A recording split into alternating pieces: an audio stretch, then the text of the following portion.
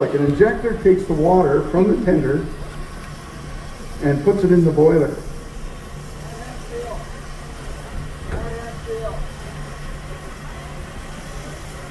Oh, it looks like they're getting busy again. Unfortunately. Anyway, there's a number of things that the men control in there to keep the locomotive operational.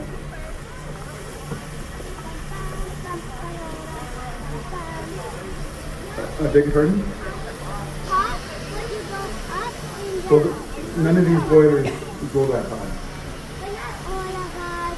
The gauge goes that high, but the maximum allowable pressure on this locomotive is 160 psi.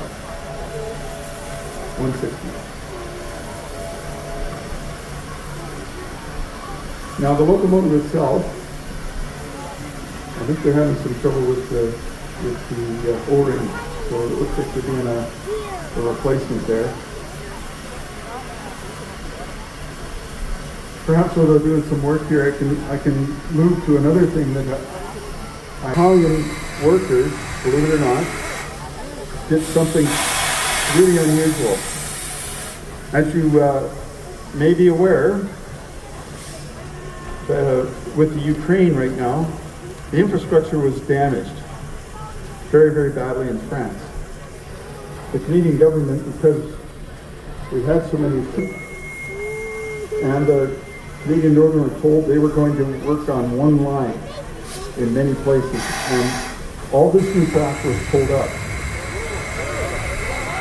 The track went to Halifax and ended up in France. These men, the 22,000 of the battalions, railway battalions, put it in 1917 in France. They became responsible for 60% of the main line track and 100% of the narrow gauge right behind the trenches. They were instrumental in making things workable and preparing the infrastructure for victory in 1918. Now, you can see,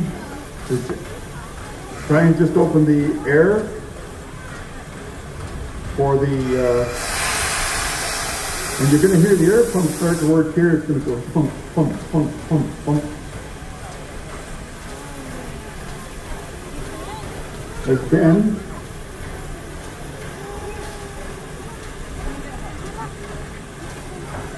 tries to get things working on the air motor.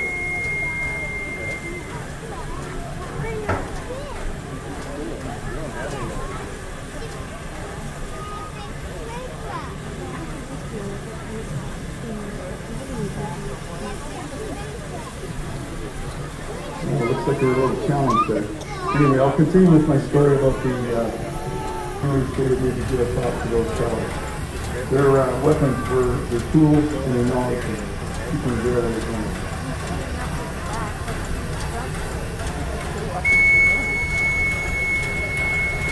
Now this afternoon, we're going to have a water tower demonstration. And while we're appearing here, water tower at 3 p.m. Now, we have a good side view of the locomotive now. You can see the headlight, smokestack. The first dome on top there is called the sand dome. The next dome is where you can see the whistle, and that's actually your steam dome. And that's where the throttle is. And you have another sand dome. Because these are switching engines, they don't see a lot of sand. Sand is used for adhesion on the wheels. Now, George, can you ask your fireman just to crack the oil a little bit, and we'll get a little bit of smoke coming out. And then we'll have them cleared up using the blower.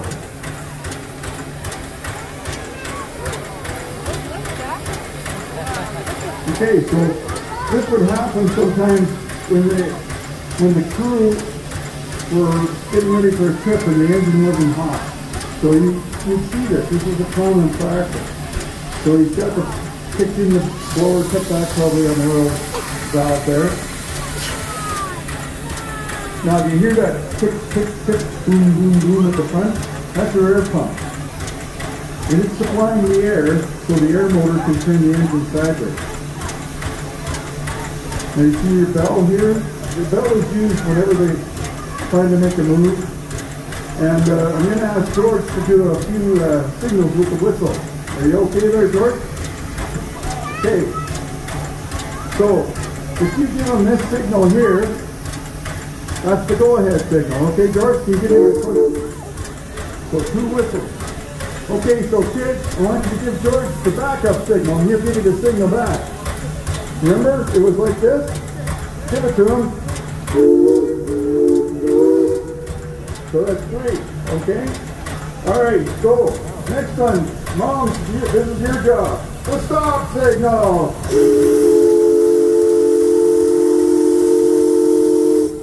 There you go.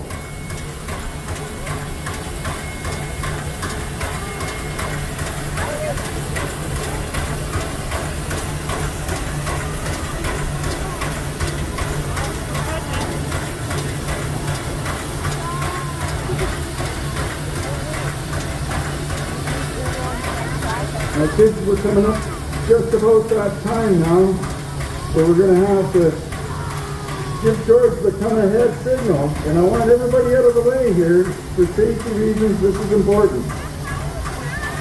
Okay? Okay. You watch. Now, ladies and gentlemen, this is a big job to put on an event like this, and I'd be not doing a very good job if I didn't speak about the fellows in the cab.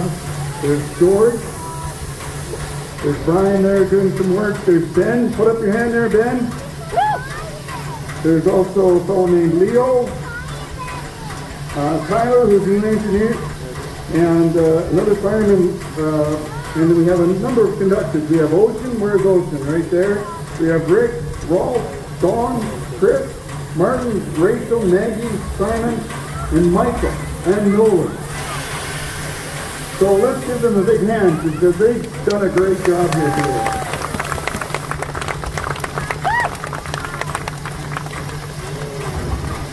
So whenever you're ready, guys. Look, they're riding a little car. We have to just wait for the, I'll have to wait for the high sign here.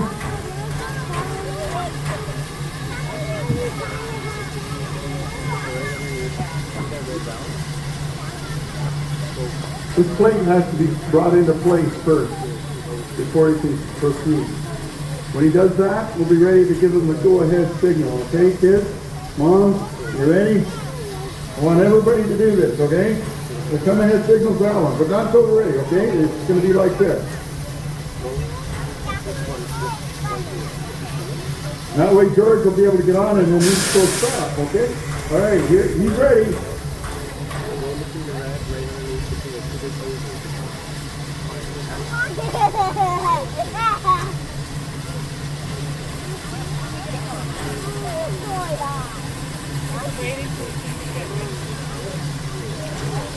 Oh, we're going to stop here for a second. Everything has to be just right.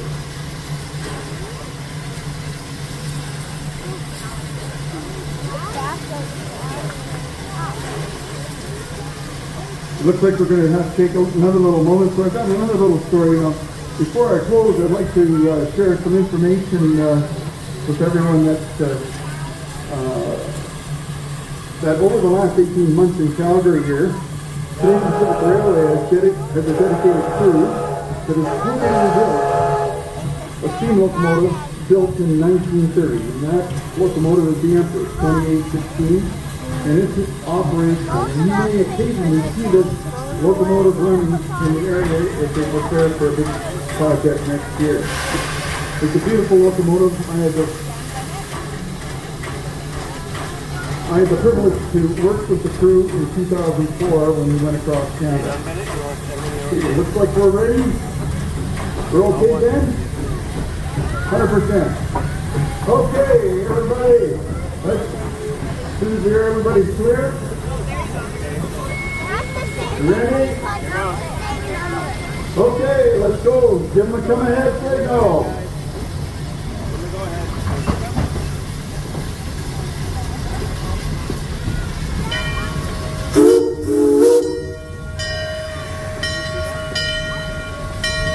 Hear the bell ringing? That's to tell you he's making a move. Keep making it. Give him a signal. Help him out.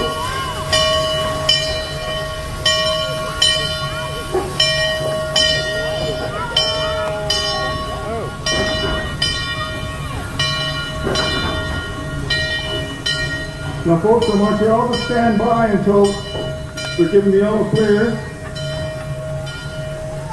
And then there'll be opportunity for a cast visit. And you'll be able to speak with the crew. What did you want? Why did you know? Why did you know we called the other?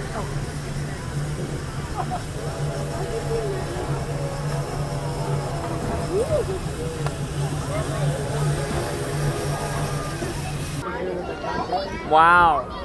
No, we were out of town. We were a couple times we were here. Yeah, we were.